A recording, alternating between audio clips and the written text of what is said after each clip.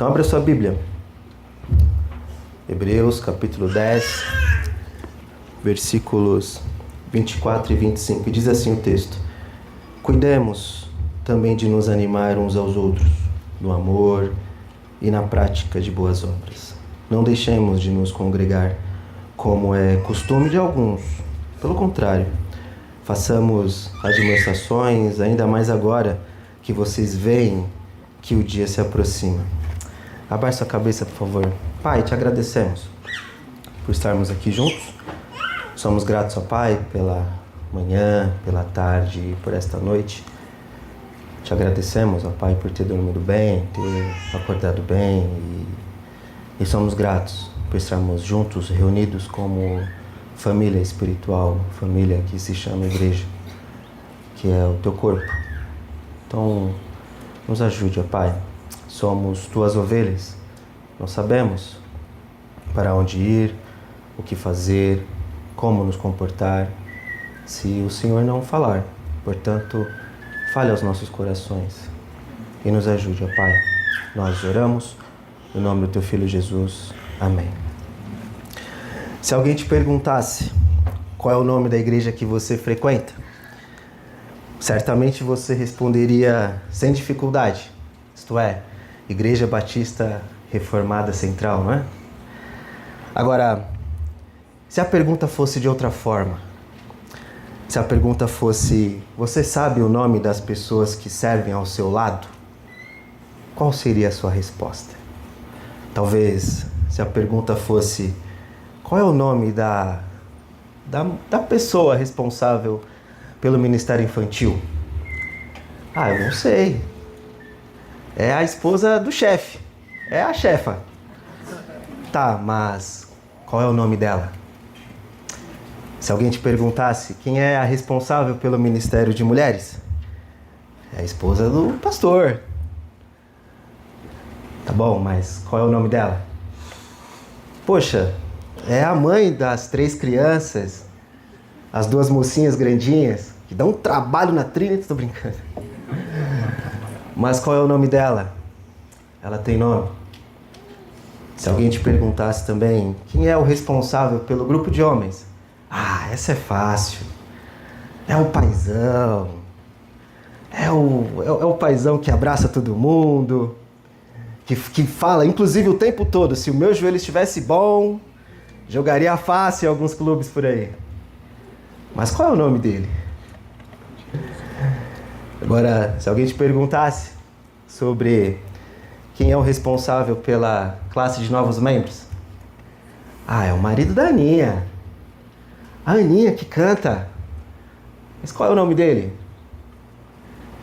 Se alguém te perguntasse quem é o responsável pela EBD, aquele moreninho, baixinho, fortão, né?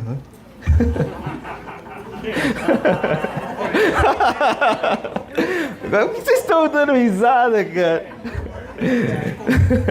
Brincadeiras à parte, meus queridos.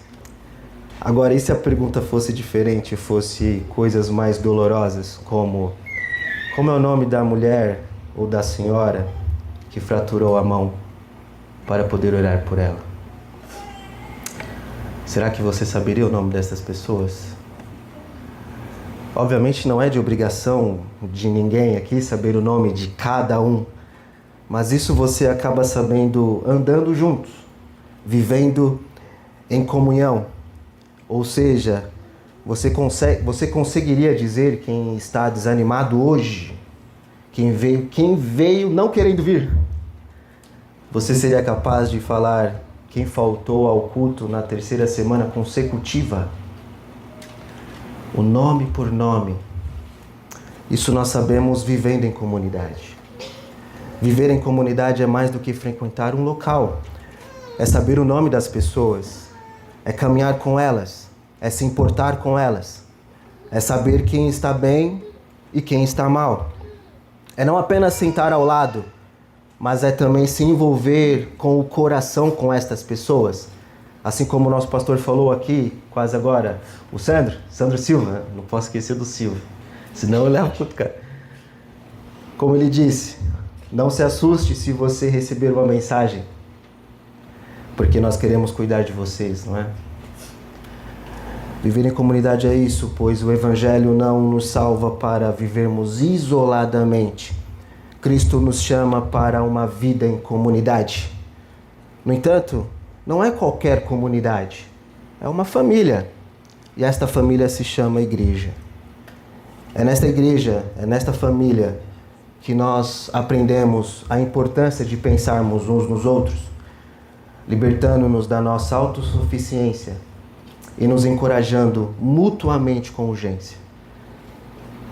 Sendo assim, é neste viés que eu quero caminhar com vocês por meio deste texto, Hebreus capítulo 10, versículo 24 e 25, em 3 pontos, que é o pense. O Evangelho nos leva a pensar uns nos outros. Comportamento. O Evangelho nos liberta da autossuficiência. E por último, o encoraje. O Evangelho nos chama a encorajar uns aos outros com urgência. Então é o pense, comportamento e encoraje. Sendo assim, eu quero caminhar com vocês o primeiro ponto aqui, que é o pense. Veja comigo o versículo 24, que diz, pelo menos a primeira parte: cuidemos também de nos animar uns aos outros ao amor e na prática de boas obras. O primeiro é o pense. O Evangelho ele nos leva a pensar uns nos outros. A morte de Cristo nos trouxe resultados, e esses resultados é visto na maneira como nós vivemos em comunidade. Esse texto, propriamente, ele nos ajuda a compreendermos a importância de refletirmos sobre os cuidados para com o próximo. O objetivo aqui deste versículo, ou pelo menos do autor, que nós não sabemos quem é estimular uns aos outros em 2 coisas: ao amor e às boas obras. O cuidado uns dos outros será visto no encorajamento que é proporcionado pelas participações ativas que acontecem em nossas reuniões. Por isso que quando o texto ele começa com o cuidemos, na verdade a melhor tradução aqui seria o pensar. O Evangelho nos ensina a pensar uns nos outros. E quando ele começa desta forma, ele nos ajuda ou inicia nos dando uma certa direção, um direcionamento. É como se ele estivesse falando o seguinte: primeiro você pensa no seu irmão e na sua irmã. Ou seja, primeiro você pensa em sua igreja. E ao fazer isso, você tem uma direção, que é o amor e as boas obras. Nós cresceremos em comunhão, assumindo uma responsabilidade que é pensar uns nos outros. E como que é isso? Não é apenas pensar no outro, mas a ideia seria: considere o outro com base no que Cristo fez por você. Nós só conseguiremos provocar o amor no próximo se formos profundamente afetados pelo amor sacrificial de Jesus Cristo. O amor aqui, ele é a fonte de todos os deveres para com Deus e para com o próximo. Pensamos no próximo, pois nós damos a ele o que nós não temos ou o que nós não tínhamos. E o que é? O amor de Cristo. O amor, ele florescerá de uma maneira viva em uma atmosfera em comunhão. Nós cresceremos em comunhão ativamente quando uns aos outros forem admoestados, encorajados neste amor que nós não tínhamos, ou talvez alguns ainda não tenham este amor, ou pelo menos tenha dificuldade de entender e compreender o amor de Cristo. Uma das demonstrações de amor para com o nosso próximo é pensar nele. É nós transformarmos este pensamento em oração. E a pergunta é: quantas vezes você pensou em sua igreja ao longo desta semana? Quantas vezes você pensou no seu irmão ao longo desta semana?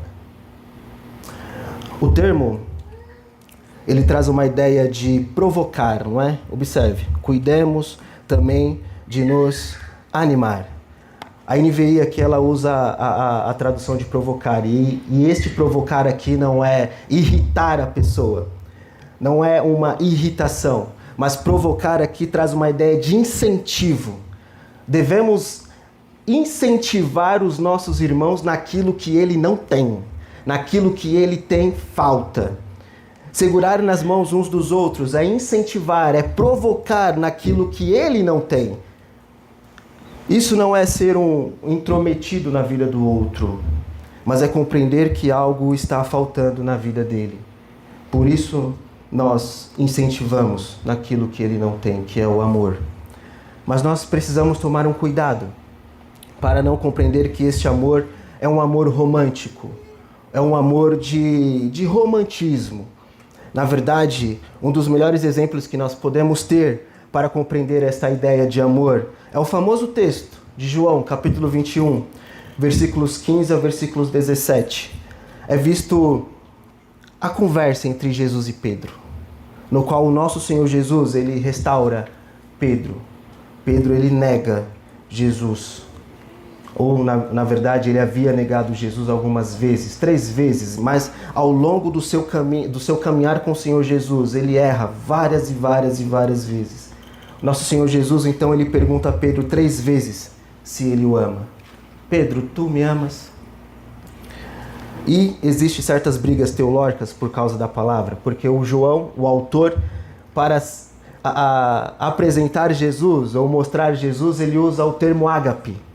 Ou seja, é como se Jesus estivesse falando para Pedro, Pedro, tu ágape. E quando é para Pedro, aí Pedro utiliza outro termo, que na verdade é João, e diz, Senhor, tu filéu, tu sabes que eu te amo. Mas na verdade, o foco do texto não está no amor. O foco do texto está no saber. Senhor, tu sabes como eu te amo. O Senhor sabe de todas as coisas. Jesus, ele pergunta 3 vezes a Pedro com a ênfase de restaurar exatamente na quantidade de vezes que Pedro negou ele. Já que você me nega 3 vezes, Pedro, eu pergunto 3 vezes, restaurando o teu próprio comportamento, a tua própria conduta, o teu próprio amor para comigo. E eu tenho certeza que ao longo desta semana, assim como eu, você errou várias vezes. Pedro, ele não entendia o fato de Jesus perguntar 3 vezes. Será que Jesus não havia ficado satisfeito com a resposta de Pedro? Será que Jesus não tem ficado satisfeito com a nossa conduta na igreja? Já que Pedro traiu 3 vezes, então Jesus pergunta 3 vezes. E a ênfase não é o amor, a ênfase é o saber.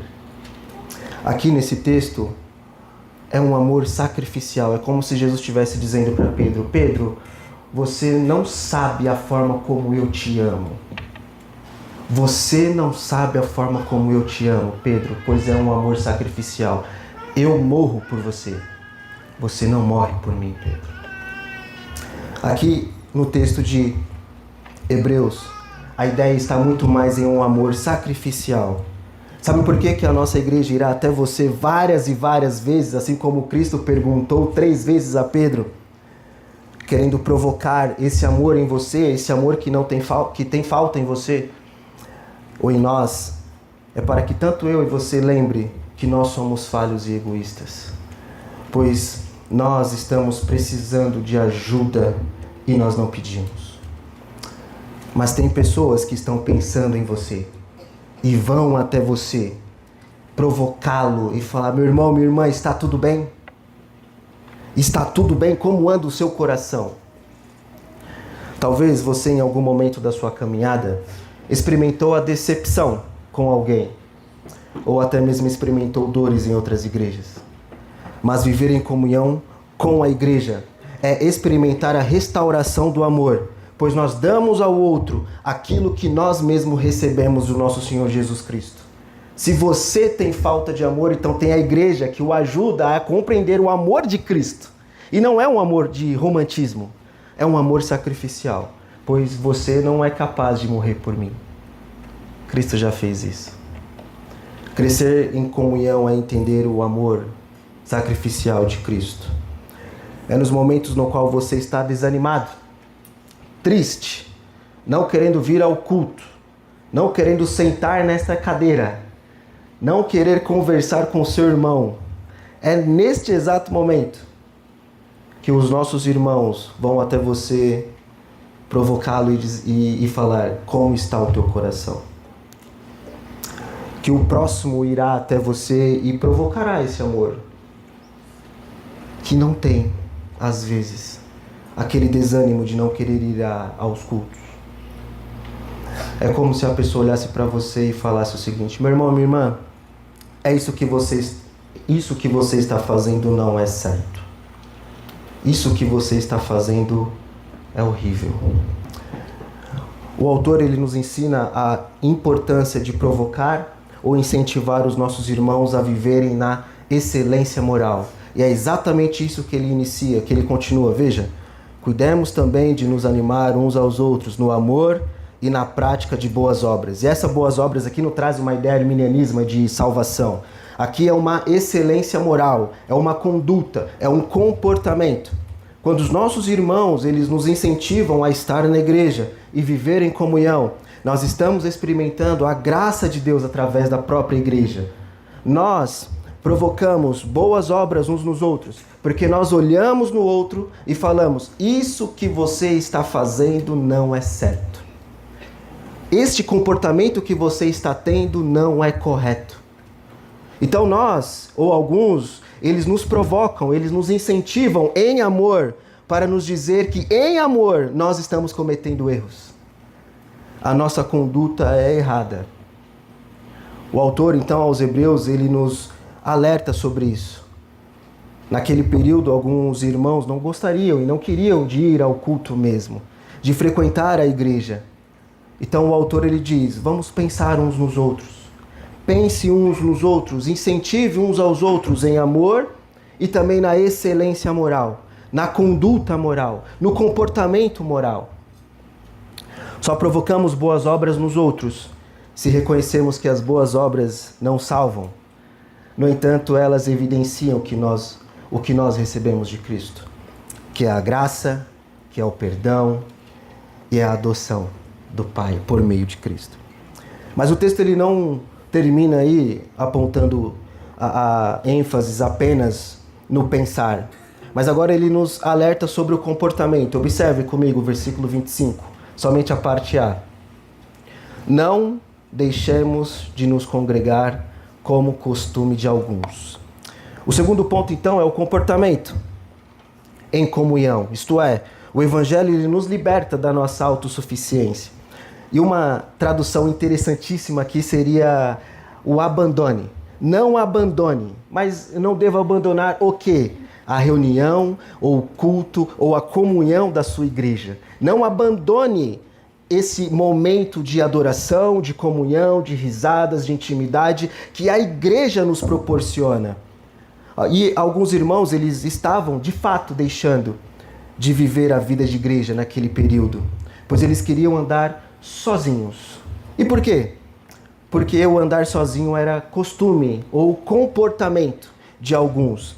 E isso literalmente significa prática. Por isso que talvez a melhor tradução aqui desse termo seria comportamento, ou prática, ou hábito. Essa pessoa estava tendo um comportamento de não querer estar na igreja. E com isso, ela estava inflamando outras pessoas a não ir à igreja também. É como se alguém falasse assim: meu irmão, minha irmã, não vai à reunião de homens não. Sexta-feira, 8 horas da noite. Minha irmã, não vai ao encontro de mulheres não. Sábado, acordar cedo. Deixa eu explicar isso. Se assim Deus permitir, eu e minha esposa iremos fazer a introdução alimentar da nossa filha. Daqui a alguns meses, óbvio, porque eu estou ansioso. E nesse período, vamos fazer introdução de alguns alimentos. E eu odeio palmito. Mas com todas as minhas forças eu odeio palmito. Mas não é porque eu odeio palmito que eu vou influenciar a minha filha a odiar palmito. Não é porque você não concorda com algumas coisas da nossa igreja que você irá inflamar os outros a não gostar também. Não é porque você talvez esteja impaciente com certas áreas que você influenciará outros a não gostar também. Não é porque talvez para alguns, um grupo de homens, de mulheres, a EBD, seja lá o que for, é chato e você irá inflamar os outros também. Obviamente eu não estou me referindo às pessoas que trabalham, claro, mas estou me referindo às pessoas que não querem participar por motivos egoístas, por acharem que sabem demais, que não precisam da comunhão, não precisam chorar uns com os outros. Não é porque você não gosta que você deve inflamar os outros. É como se, e de acordo com a estrutura do texto, o autor ele estivesse falando para você o seguinte: se você está vendo que em um irmão tem a falta de algo, então vá nele e o alerte, falando sobre aquilo que falta. E de acordo com esse exemplo, o que falta? A paciência. Nós estamos crescendo, nós estamos aprendendo muitas coisas, estamos ajustando muitas coisas e diante disso tudo precisa paciência. E a paciência é um fruto do Espírito Santo, não nós. Porque se depender de nós, nós seremos impacientes o tempo todo. Eu estou impaciente para ver o rosto da minha filha, você não tem noção. Isso é pecado. E a minha esposa aponta o dedo na minha cara o tempo todo. Você é impaciente. Isso é pecado.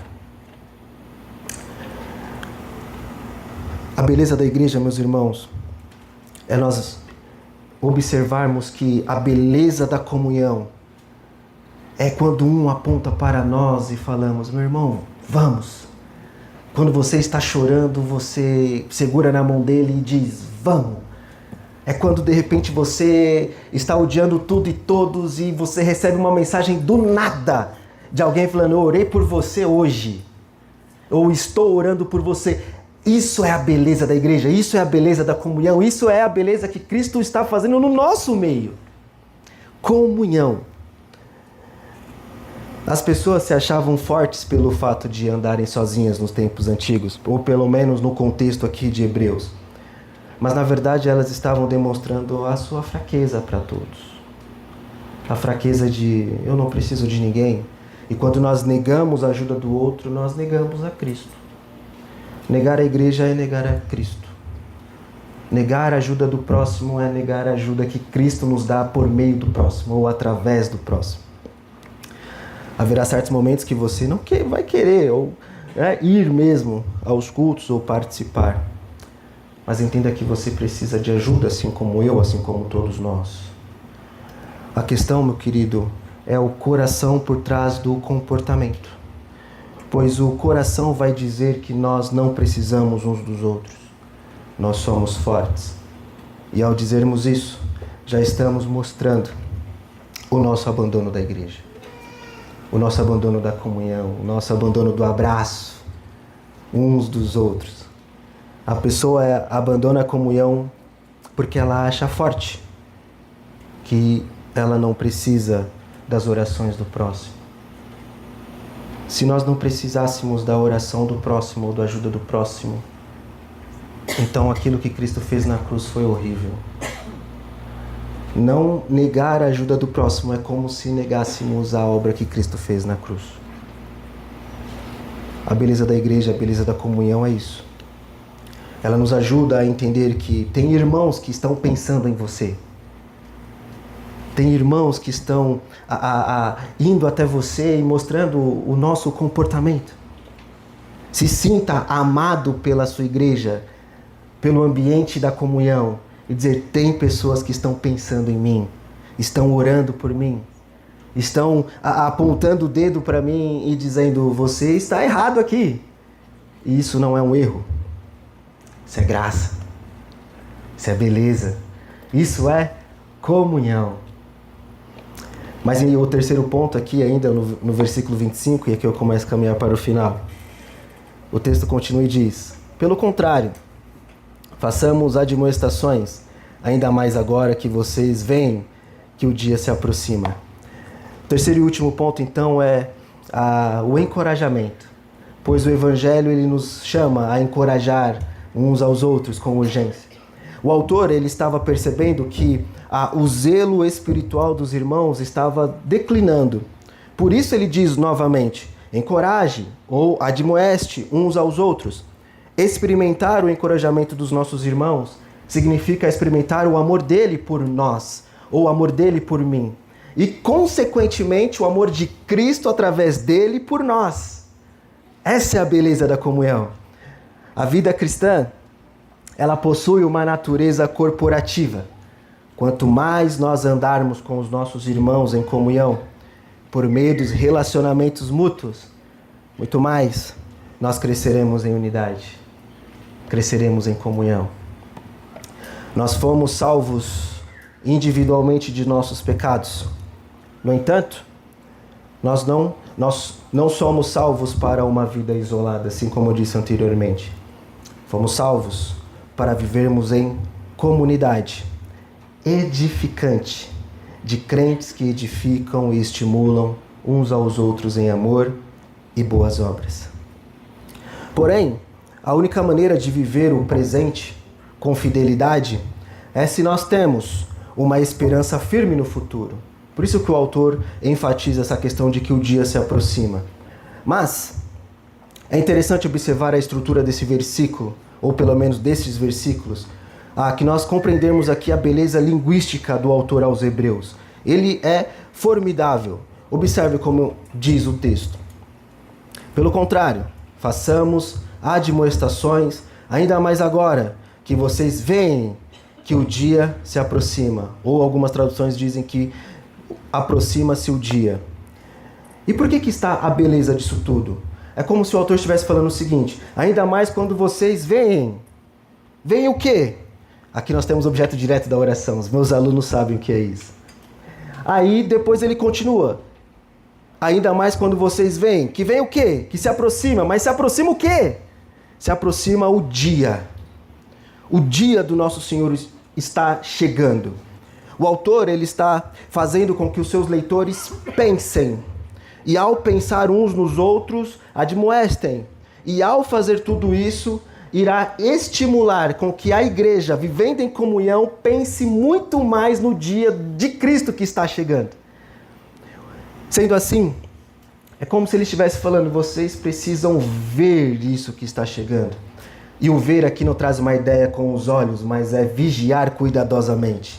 Vocês precisam vigiar. Isso não é uma linguagem pentecostal. É Hebreus 10. Vocês precisam vigiar, prestar atenção, que o dia se aproxima. Isso nos motiva a encorajar uns aos outros, não com crítica, mas com esperança. A admoestação não é uma condenação, mas é graça em forma de verdade. Meu irmão, minha irmã, se nós estamos em Cristo e nós não somos um ímpio, ou pelo menos nós não vivemos como um ímpio, então por que viver com medo da admoestação dos nossos irmãos? Se nós somos crentes e vivemos em comunhão com essa igreja, nós temos o alerta de Paulo ao escrever aos Romanos, no qual ele diz, no capítulo 8, não há condenação para aqueles que estão em Cristo Jesus. Admoestações não são condenações. Admoestações é corrigir os teus olhares. Nós estamos olhando para algo que não é o foco agora. E os nossos irmãos, em comunhão, ele nos ajuda a enxergar tudo isso. Nossos irmãos, eles nos provocam, não no sentido de condenação, mas em amor e graça, pois nós temos uma igreja que nos ama. O Evangelho, ele nos permite falar a verdade com o amor, porque nós somos, ao mesmo tempo, mais pecadores do que imaginávamos e mais amados do que ousamos crer. Cristo, ele nos amou quando estávamos separados de Deus. E Paulo, ele é mais profundo ao dizer que Cristo nos amou quando nós éramos inimigos de Deus. A nossa igreja não é um inimigo do outro, quem sabe mais que o outro, porque nós já éramos inimigos de Deus, estávamos separados dele, mas Cristo, ao morrer por sua igreja, por nós, agora nós não somos mais inimigos. É aquilo que Paulo diz, agora nós temos paz com Deus. E ao ter paz com Deus, nós temos paz uns com os outros. Cristo nos buscou quando nós não queríamos a comunhão. Assim como Adão fugiu de Deus, nós fugimos dos nossos irmãos, como um ladrão foge da cruz. Cristo, ele nos encorajou quando estávamos caídos. Cristo, ele nos provocou ao amor quando nós não o amávamos, e ele morreu por nós. Quem você precisa encorajar esta semana? Que esta semana você encoraje, como também você foi encorajado ao longo dos meses, ao longo dos dias. Não esqueça o nome dos seus irmãos desta igreja. Os seus irmãos têm nomes. Isso é viver em comunhão. Que esta semana você também seja encorajado pelos seus irmãos da Igreja Batista Reformada Central, que somos nós. Vivendo em comunhão, experimentando o amor por meio das mensagens. É isso que Cristo nos ajuda. Abaixe sua cabeça. Pai, nos ajude a vivermos em comunhão, a entendermos, ó Pai, que o Senhor está em sua igreja, que o Senhor está conosco, ó Pai. Nos ajude a pensarmos uns nos outros. Nos ajude, ó Pai, a admoestar caso tenha algum comportamento errado. Mas também nos ajude a encorajar os nossos irmãos, aqueles que estão tristes, aqueles que estão desanimados, aqueles que não querem vir aos cultos mesmo, aqueles que talvez nem queriam vir hoje, nem queriam estar aqui agora. Mas nos ajude a encorajar estes irmãos a viver em comunhão, a viver com a tua igreja, a experimentar a beleza do teu abraço através desta igreja. Nos ajude, ó Pai, por favor. E a paz que excede todo entendimento, guarde o nosso coração e a nossa mente em Cristo. Em nome de Jesus. Amém. Obrigado, queridos.